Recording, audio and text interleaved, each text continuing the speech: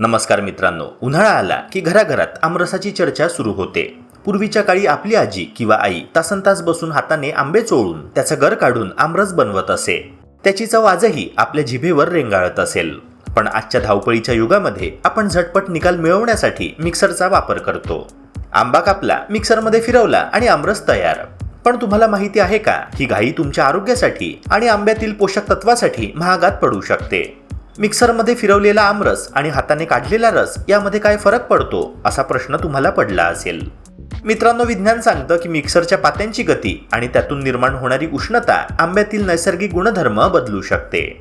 आजच्या ह्या व्हिडिओमध्ये आपण पाहणार आहोत की मिक्सर वापरल्याने आंब्यातील फायबर आणि जीवनसत्वांचे काय होते आणि हाताने रस काढण्याची ती पारंपरिक पद्धत आरोग्यासाठी का श्रेष्ठ आहे.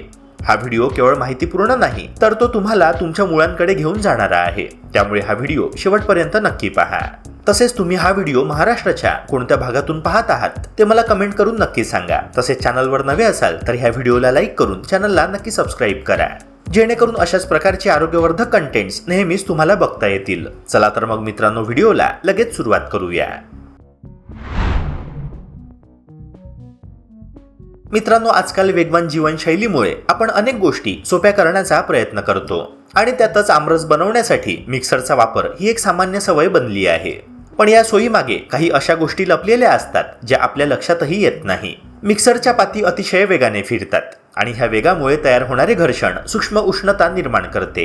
ही उष्णता दिसत नसली, जाणवत नसली तरी तिचा परिणाम आंब्यातील नाजूक पोषक घटकांवर होतो. विशेषतः व्हिटॅमिन सी आणि अँटीऑक्सिडंट्स हे उष्णतेत संवेदनशील असतात आणि मिक्सरच्या प्रक्रियेदरम्यान त्यांचा ऱ्हास होऊ शकतो.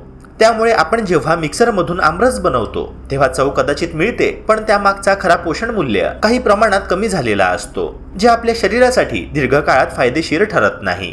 याशिवाय मिक्सरमध्ये रस तयार करताना त्यामध्ये मोठ्या प्रमाणात हवा मिसळली जाते आणि हीच प्रक्रिया ऑक्सिडेशनला कारणीभूत ठरते. जेव्हा आंब्याचा रस हवेशी संपर्कात येतो तेव्हा त्यातील काही नैसर्गिक घटक बदलू लागतात. यामुळे रसाचा रंग थोडा फिकट होतो आणि त्याची मूळ गोडी व सुगंधही कमी होतो. हाताने काढलेला आमरस या उलट अधिक दाट, रंगाने गडद आणि चवीला समृद्ध असतो, कारण त्यामध्ये बाहेरील हवेचा हस्तक्षेप कमी असतो. शिवाय मिक्सरमुळे रसामध्ये एक प्रकारची एकसारखी गुळगुळीतता म्हणजेच इमल्सिफिकेशन येतं, जे नैसर्गिकरित्या तयार झालेल्या रसापेक्षा वेगळं असतं. ही बदललेली संरचना शरीराला पचवण्यासाठी थोडी वेगळी प्रक्रिया मागते, ज्यामुळे काही लोकांना पोटामध्ये जडपणा किंवा अस्वस्थता जाणवू शकते. आणखी एक सूक्ष्म पण महत्त्वाचा मुद्दा म्हणजे टेक्स्चर, अन्नाच्या स्वरूपाचा आपल्या पचनावर होणारा परिणाम.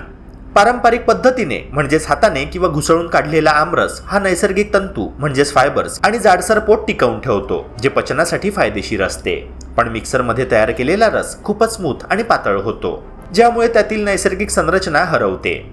असा रस पोटामध्ये खूप वेगाने पोहोचतो आणि लगेच रक्तात साखर शोषली जाते, ज्यामुळे शुगर स्पाइक होण्याची शक्यता वाढते. यामुळे ऊर्जा पटकन वाढते, पण तितक्याच वेगाने कमी देखील होते आणि त्यामुळे थकवा किंवा सुस्ती जाणवू शकते. म्हणूनच जरी मिक्सरचा वापर सोयीचा वाटत असला तरी पारंपरिक पद्धतीने आमरस तयार करणे हे आरोग्याच्या दृष्टीने अधिक योग्य ठरतं. मित्रांनो, हाताने काढलेला रस केवळ चविष्टच नसतो, तर तो शरीराच्या नैसर्गिक पचन प्रक्रियेशी अधिक सुसंगत असतो. यामध्ये पोषक घटक टिकून राहतात, चव नैसर्गिक राहते आणि पचनही सहज होतं. त्यामुळे पुढच्या वेळी आमरस बनवताना थोडा वेळ जास्त घालवून पारंपरिक पद्धत वापरण्याचा विचार करा, कारण कधी कधी स्लो पद्धतच आपल्यासाठी सर्वात स्मार्ट ठरते. मित्रांनो, आंबा हा केवळ गोड आणि चविष्टच फळ नाही, तर तो नैसर्गिक तंतूंचा म्हणजेच फायबरचा समृद्ध स्रोत आहे आणि हेच तंतू आपल्या पचन संस्थेसाठी अत्यंत महत्त्वाची भूमिका बजावत असतात. पण जेव्हा आपण मिक्सरमध्ये आंबा फिरवतो तेव्हा या तीव्र वेगामुळे या तंतूंची रचना बिघडते किंवा ते अतिशय सूक्ष्म स्वरूपात तुटून जातात. परिणामी जे फायबर आपल्या शरीराला हळूहळू साखर शोषण्यास मदत करत होते ते आपले कार्य नीट करू शकत नाही. अशा परिस्थितीत तयार झालेला आमरस हा जणू काही गोड द्रव पदार्थ बनतो, ज्यामध्ये पोषण मूल्यांचा समतोल हा कमी झालेला असतो. त्यामुळे पचन प्रक्रिया नीट पार पडत नाही आणि शरीराला अपेक्षित असलेला दीर्घकालीन फायदा मिळत नाही. या उलट जेव्हा आंबा हाताने चोळून किंवा पारंपरिक पद्धतीने काढला जातो तेव्हा त्यातील नैसर्गिक तंतू मोठ्या प्रमाणात जसेच्या तसे टिकून राहतात. हे तंतू पोटात गेल्यावर अन्नाचा प्रवास संथ करतात, ज्यामुळे पोट दीर्घकाळ भरल्यासारखे वाटते आणि भूक वारंवार लागत नाही. तसेच रक्तातील साखरेचे शोषणही हळूहळू होत असल्याने अचानक वाढ म्हणजे स्पाइक होत नाही. त्यामुळे ऊर्जा स्थिर राहते आणि शरीरावर अनावश्यक ताण येत नाही. याच्या उलट मिक्सरमध्ये तयार केलेला आमरस अनेकदा पोट फुगणे, गॅस होणे किंवा जडपणा जाणवणे यांसारख्या समस्या निर्माण करू शकतो. कारण त्याची नैसर्गिक संरचना बदललेली असते आणि पचन संस्थेला त्याला जुळवून घेण्यासाठी अधिक मेहनत घ्यावी लागते. आयुर्वेदाच्या दृष्टीने पाहिलं तर अन्नाचे नैसर्गिक स्वरूप आणि त्याची ऊर्जा ही पचन प्रक्रियेसाठी अत्यंत महत्त्वाची मानली जाते. हाताने तयार केलेला आमरस हा अधिक जिवंत आणि सेंद्रिय मानला जातो, कारण त्यामध्ये कोणतीही यांत्रिक प्रक्रिया अतिरेकाने हस्तक्षेप करत नाही. आपल्या हातांचा स्पर्श, आंब्याला अलगद चोळण्याची प्रक्रिया आणि त्यातून तयार होणारा रस हे सगळं मिळून अन्नामध्ये एक प्रकारची सकारात्मक ऊर्जा निर्माण होते, जी शरीराला सहज स्वीकारता येते. त्यामुळे असा आमरस केवळ पचायला सोपा नसतो, तर तो शरीराला अधिक समाधान आणि हलकेपणा देतो. म्हणूनच जर तुम्हाला आमरसाचा खरा आरोग्यदायी लाभ घ्यायचा असेल तर सोयीपेक्षा नैसर्गिकतेला प्राधान्य देणे गरजेचे आहे. मिक्सरचा वापर कधी कधी आवश्यक वाटू शकतो, पण रोजच्या सवयीमध्ये पारंपरिक पद्धतीने आमरस बनवण्याचा प्रयत्न केल्यास तुम्हाला त्याचा फरक नक्कीच जाणवणार आहे. पचन सुधारेल, शरीर हलके वाटेल आणि आंब्याचा खरा गोडवा अनुभवता येईल. मित्रांनो, कधी कधी जुन्या पद्धतीच सर्वात योग्य असतात, फक्त आपण त्यांना पुन्हा स्वीकारण्याची गरज असते.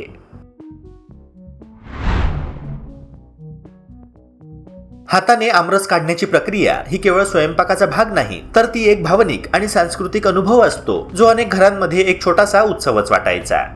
आंबे आधी पाण्यात भिजवणे, मग ते अलगद हाताने मऊ करणे आणि नंतर त्यातून गर काढणे, या प्रत्येक टप्प्यात एक वेगळंच समाधान दडलेलं आहे. या प्रक्रियेमुळे आंब्याचा नैसर्गिक सुगंध पूर्णपणे टिकून राहतो, जो मिक्सरमध्ये अनेकदा हरवतो. हाताने तयार केलेला आमरस चवीला अधिक समृद्ध आणि खऱ्या अर्थाने जिवंत वाटतो, कारण त्यात कोणतीही कृत्रिम प्रक्रिया किंवा जास्त हवा मिसळलेली नसते. मित्रांनो, हा अनुभव केवळ जिभेपुरता मर्यादित राहत नाही, तर तो मनाला देखील आनंद देतो. जणू काही आपण पुन्हा त्या जुन्या, साध्या पण समाधानकारक काळात परत गेलो आहोत. आरोग्याच्या दृष्टीने पाहिल्यास हाताने आमरस काढण्याचे फायदे आणखी ठळकपणे समोर येतात. जेव्हा आपण स्वतः हाताने आंबा चोळतो, तेव्हा सालीला चिकटलेला प्रत्येक थेंब गर आपण सहज काढू शकतो आणि ह्याच भागामध्ये अनेक महत्त्वाची जीवनसत्वे आणि पोषक घटक असतात. मिक्सरमध्ये ही सूक्ष्म गोष्ट अनेकदा दुर्लक्षित राहते. कधी सालीचा थोडासा भाग राहतो, तर कधी देठाचा कडवट अंश मिसळला जातो, ज्यामुळे चव आणि गुणवत्ता दोन्हीवर परिणाम होतो. आजच्या धावपळीच्या जीवनात आपण वेळ वाचवण्यासाठी मिक्सर सारख्या साधनांवर अवलंबून राहतो, पण काही वेळा थोडा वेळ देणे हेच सर्वात मोठं गुंतवणूक ठरू शकतं, विशेषतः आरोग्यासाठी. हाताने आमरस काढताना आपण अन्नाशी एक प्रकारे जोडले जातो, त्याची गुणवत्ता समजून घेतो आणि त्यात आपली ऊर्जा मिसळतो.